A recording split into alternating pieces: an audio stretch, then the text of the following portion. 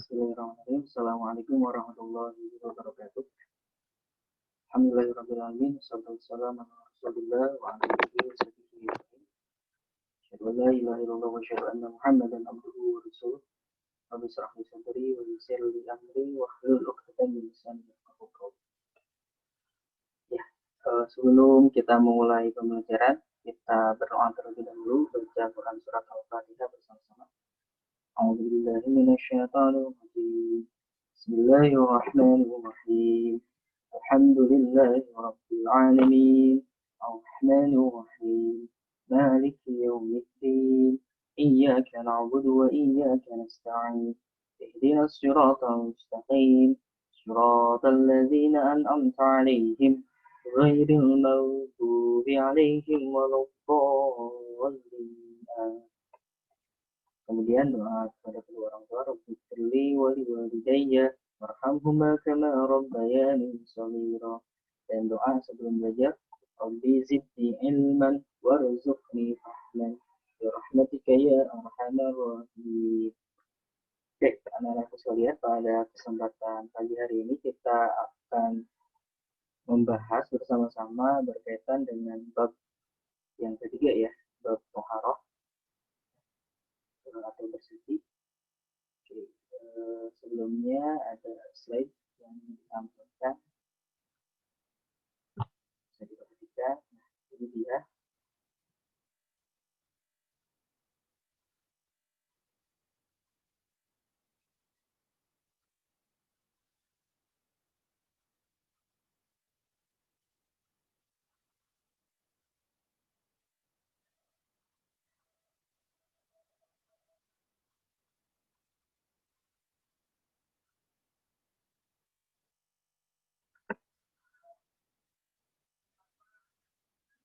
Ya, ini slide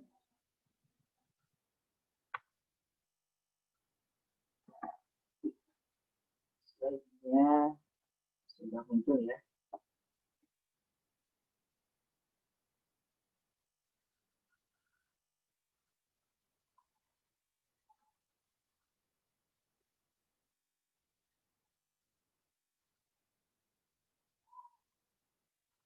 Ya,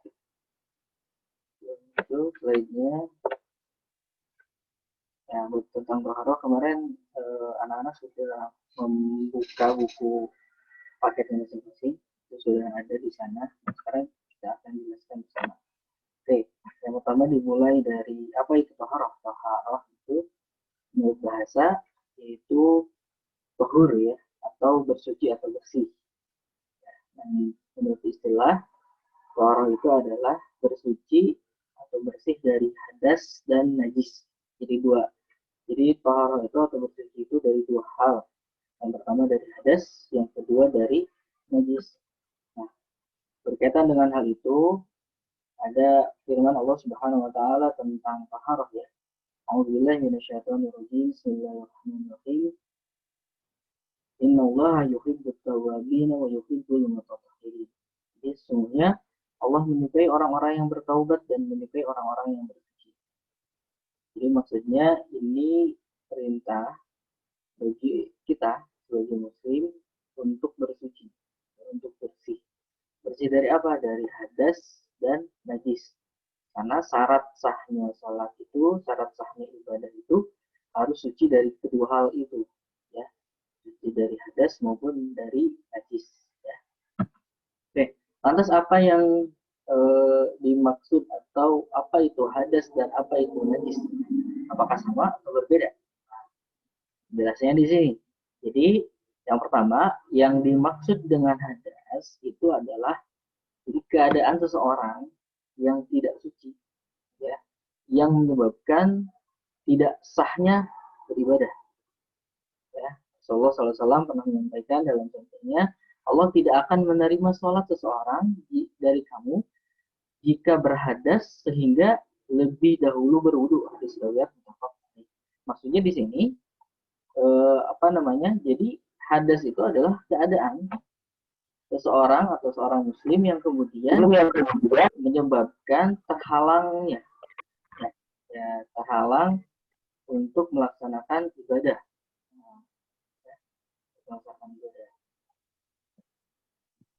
Ya.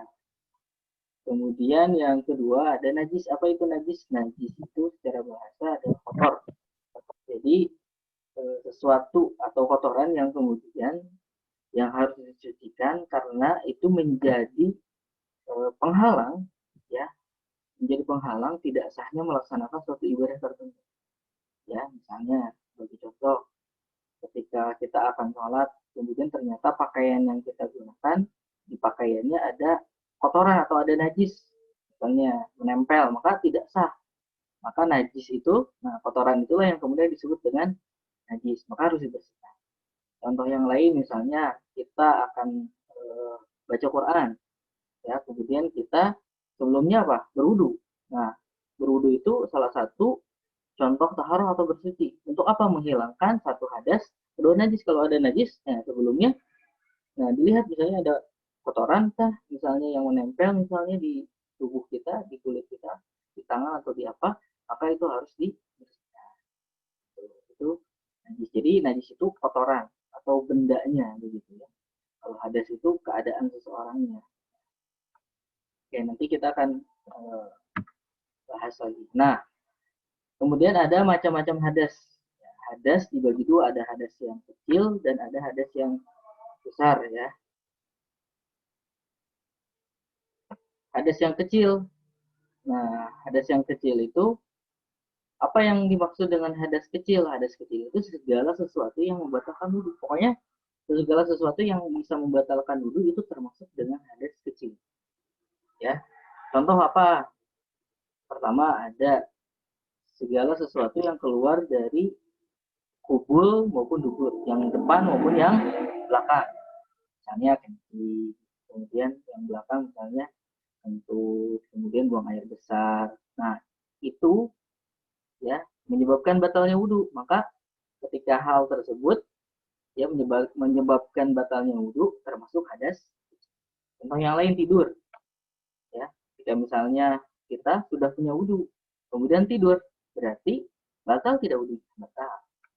Ya, nah itu termasuk hadas kecil.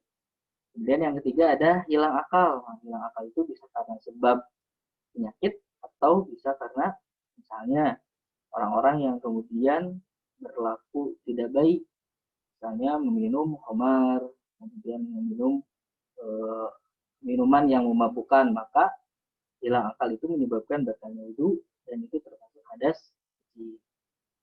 Kemudian yang keempat bersentuhan. Nah, bagi mazhab Imam Syafi'i, bersentuhan kulit laki-laki dan perempuan yang sudah balik, ya maka itu menjadi sebab batalnya wudhu dan itu termasuk hadas kecil. Apalagi kemudian menyentuh. Nah, menyentuh kemaluan dengan telapak tangan. Ya, itu menyebabkan juga batalnya wudhu. Tanpa ada ini ya penghalang, maka menyebabkan. Oke, selanjutnya hadas yang termasuk hadas besar. Ya, termasuk hadas besar itu segala sesuatu yang menyebabkan mandi besar. Ya. Apa saja yang kemudian menyebabkan mandi besar itu? Satu, ini hubungan suami istri ya yang sudah suami istri. Jadi anak-anak belum. Kemudian yang kedua, nah ini bagi yang laki-laki ya, bagi yang laki-laki anak-anak semua yang laki-laki yang tanda sudah balik itu kan salah satu diantaranya adalah mimpi basah. Nah, keluar mani itu adalah salah satu sebab menjadi hadas besar. Kalian hadas itu bagi laki-laki. Ya, baik mimpi maupun hal yang lain. Ya. Kemudian yang ketiga apa? Keluar darah haid.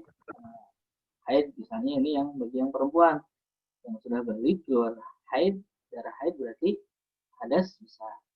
Kemudian bagi perempuan juga ada nifas. Nifas itu bagi yang baru melahirkan, seterusnya. Kemudian yang terakhir ada meninggal dunia. Meninggal dunia juga itu hadas besar. Maka orang yang meninggal itu kan dimandikan. Sebelum kemudian dikafani, berarti dimandikan dulu. Itu dalam keadaan hadas. Oke, itu hadas ya. Kemudian next ada pembahasan tentang macam-macam najis. Najis dibagi menjadi 3 ya. sesuai dengan karakteristiknya beda-beda. Oke, yang pertama ada najis mukhafafah. Apa itu najis mukhafafah? Najis yang ringan.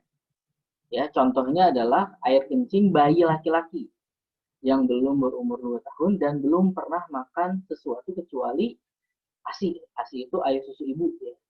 Jadi kalau misalnya ada bayi laki-laki kemudian umurnya belum 2 tahun dan belum makan apapun kecuali dari air susu dari ibunya, maka air kencingnya itu najisnya mukhafafah.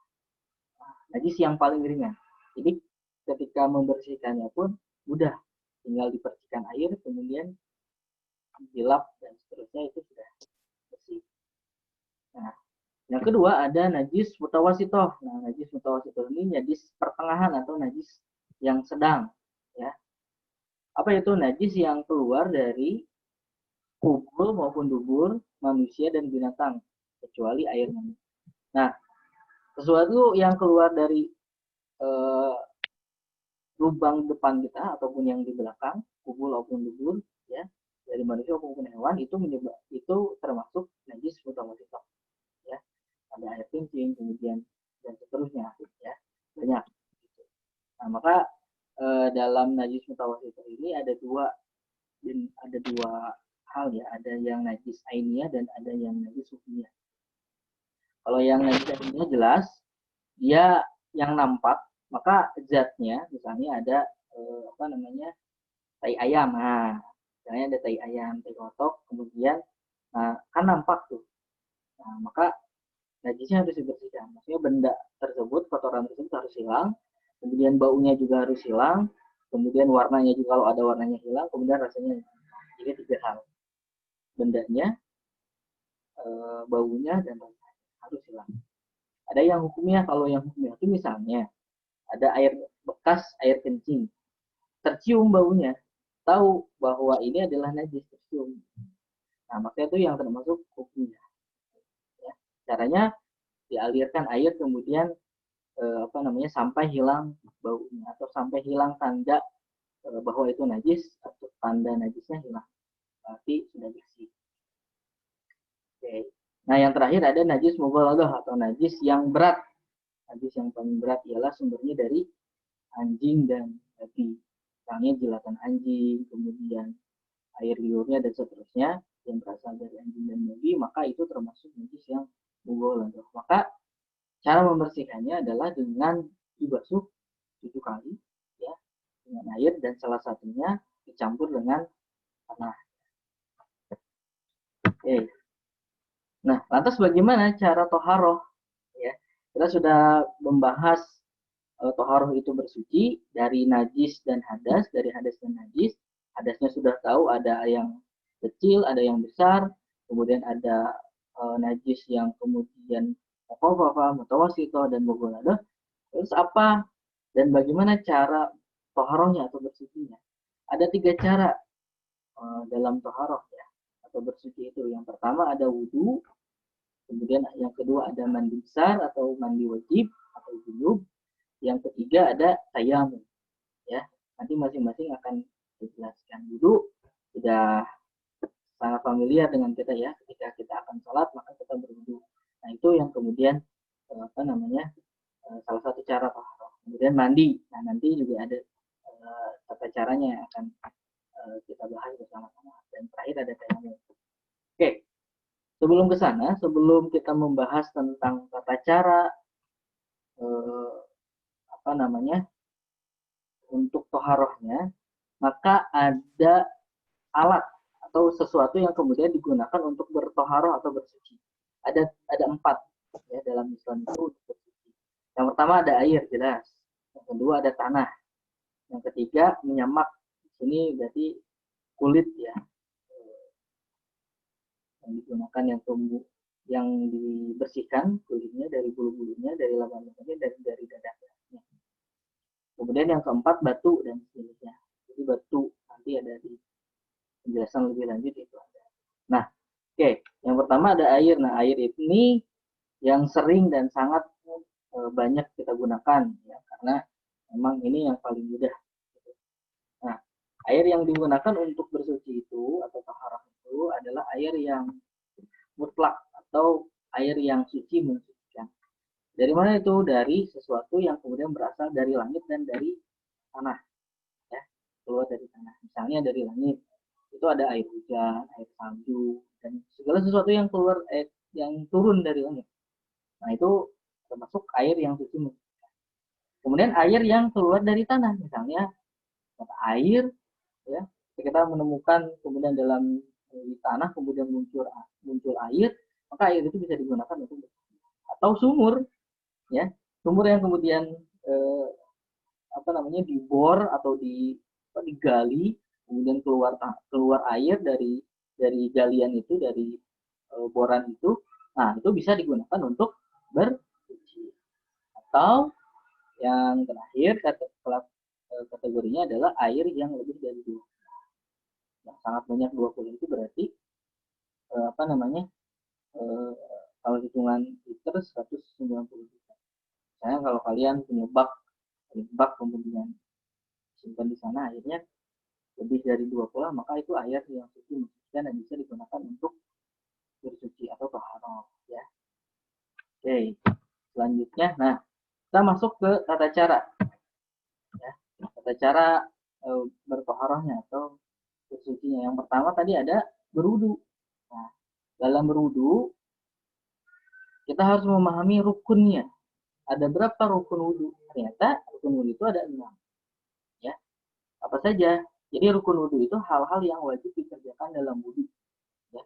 Dan tidak boleh terlewat satu, ya, salah satunya tidak boleh terlewat. Oke, yang pertama ada niat. Ya. Yang pertama niat wudu dalam hati bersamaan ketika membasuh muka. Jadi, nah karena seperti dalam sholat kan, ketika kita niat sholat itu kan ketika mengangkat tangan. Nah, begitu pun dengan wudhu. Ketika wudhu, maka niat itu, ya, berbarengan dengan membasuh wajah. Nah, ya. Nah, niat wudhu, ya. Kedua, membasuh seluruh wajah. Ya. Yang ketiga, membasuh kedua tangan sampai sikut sini. Ya.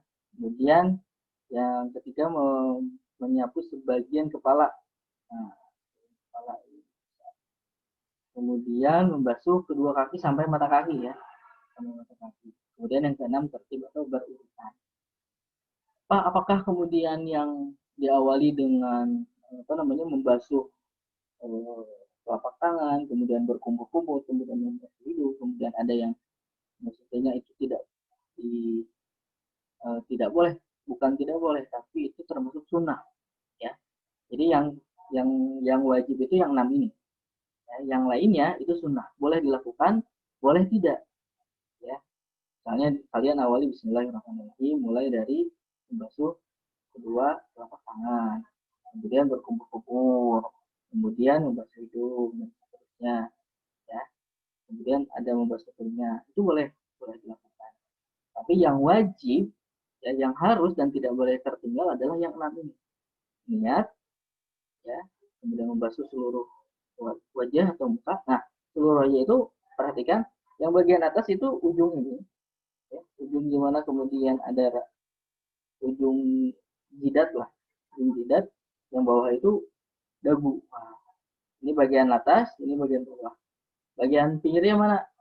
Ujung telinga sebelah sini, nah, sampai dekat telinga, ujung telinga sebelah kanan, kiri dan kanan.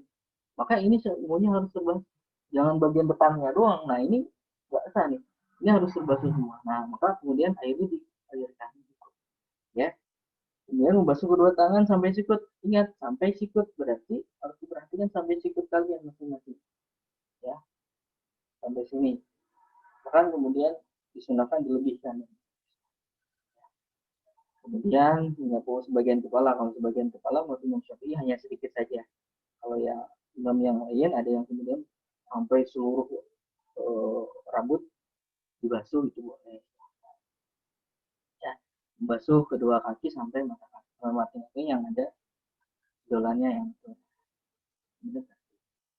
Ya, ini sudah banyak dilakukan dan paham. Yang perlu diperhatikan ada ketika membasuh seluruh wajah dan tangan sampai sikut, ini bagian-bagiannya yang kemudian harus disempurnakan. Jangan sampai wudhunya nggak sempurna, maka sholatnya nggak sah. Nah, gitu ya. Oke, yang selanjutnya, yang kedua, itu adalah mandi besar. Rukunnya hanya dua, niat dan membasuh seluruh tubuh dengan air. Ya. Tadi, ya misalnya yang menyebabkan itu adalah bagi yang laki-laki mimpi basah, dia keluar air mani. Nah, maka ketika dia mandi, maka dia harus niat mandi besar. Ya, apa itu niatnya? Nah, itu Islam di rafil hadasi akbari fardhu lillahi ta'ala. Dalam bahasa Indonesia misalnya, Oh, ya, Bapak, ya kenapa? Bapak, kok sedikitan, Pak? Ya, yang lain nanti melihat di video uploadan saja ya. Ya, ini ada Khairudin sama Abimanyu ya. Nah, oke, Bapak lanjutin ya. Nah, dalam bahasa Indonesia misalnya aku niat mandi untuk menghilangkan hadas besar dari janabah fardu karena Allah Ta'ala. Nah, ini satu niatnya berarti ketika kemudian akan mandi adalah niat mandi besar. Kemudian yang kedua, membasuh seluruh tubuh dengan air. Nah, ini yang fardu, ini yang wajib atau ini yang rukun. Ya, ada yang kemudian diawali dengan misalnya apa namanya berwudu dulu, boleh. Nah itu sunnah yang kemudian ada dalam mandi besar. Tapi yang fardu ini yang kemudian harus dilakukan, ya, yang harus dilakukan. Misalnya anak-anak sudah balik kemudian yang laki-laki misalnya keluar mandi kemudian dia akan mandi, niat mandi untuk mandi besar, bukan mandi biasa ya. Kalau mandi biasa kadang kan buyur terus beres. Tidak, tapi mandi besar tadi diawali dengan niat kemudian membasuh seluruh anggota tubuh dengan air. Oke, itu yang rukun mandi besar. Dan terakhir yang ketiga cara bertaharah itu adalah tayamum ya. Nah, apa itu tayamum? Tayamum sebenarnya pengganti atau cara bersuci yang kemudian ketika tidak ada air atau tidak bisa menggunakan air ya. Tidak ada air misalnya, tidak ada air sama sekali nih ya di rumah kalian, sampai misalnya satu kampung nggak punya air dan susah mencari airnya, maka bisa dengan tayamum. Atau tidak bisa menggunakan air, misalnya penyakit sakit, kata dokter disarankan tidak boleh menggunakan air misalnya karena penyakitnya misalnya mungkin parah dengan air, maka boleh dengan diganti dengan tayamum. Apa alatnya tadi? Kalau wudu dan mandi itu dengan air, maka tayamum itu dengan tanah atau debu. Nah, rukun tayamum ada 4. Satu niat, kemudian yang kedua mengusap muka dengan debu yang bersih ya. Kemudian yang ketiga dilanjutkan dengan kedua tangan sampai pergelangan siku. Kemudian tertib ya. Nanti gambarnya sebenarnya ada di buku paket kalian masing-masing, itu sudah sangat jelas. Oke, akan jelaskan dulu niatnya. Nah, sini ada niatnya, diawali dengan niat. Dan niat dulu nawaitu saya memalis ibadatus salati fadlillahi ya. Aku berniat misalnya melakukan tayamum agar mengerjakan sholat fardu. Ya. Nah, yang perlu diperhatikan dalam tayamum ini, tayamum itu hanya berlaku untuk satu waktu sholat. Satu waktu sholat. Misalnya, kita mau sholat zuhur, ternyata nggak ada air, susah mencari air, maka kita tayamum. Nah, itu hanya berlaku untuk satu sholat. Gitu. Tidak berlaku kemudian, walaupun kalian misalnya, saya nggak akan tuh, misalnya, saya nggak. Nah, itu wajib lagi tayamum. Nanti tayamum lagi ketika nanti akan asar. Nah, nah caranya ya tadi, misalnya debunya kemudian ini, kemudian nah ya, dia dari tangan, nah misalnya ini, nah ya, bagian sini dulu, tangan misalnya, kemudian bagian ininya, sini, ujung jempol sama ini dulu sampai sini, kemudian ini sini sampai ujung gitu ya, kemudian tertib. Nah itu untuk tayamum. Nah untuk Khairuddin dan Abimanyu ya, kalian sudah bisa mendengarkan di sini. Nanti yang lainnya bisa melihat uploadan videonya di YouTube ya. Nah, untuk tugasnya, silakan kalian kerjakan soal ini, satu soal saja, dan dijawab di kolom komentar. Oke, terima kasih untuk perhatiannya. Mudah-mudahan apa yang saya sampaikan bisa bermanfaat. Wabillahi taufiq wal hidayah. Wassalamualaikum warahmatullahi wabarakatuh. Waalaikumsalam warahmatullahi wabarakatuh.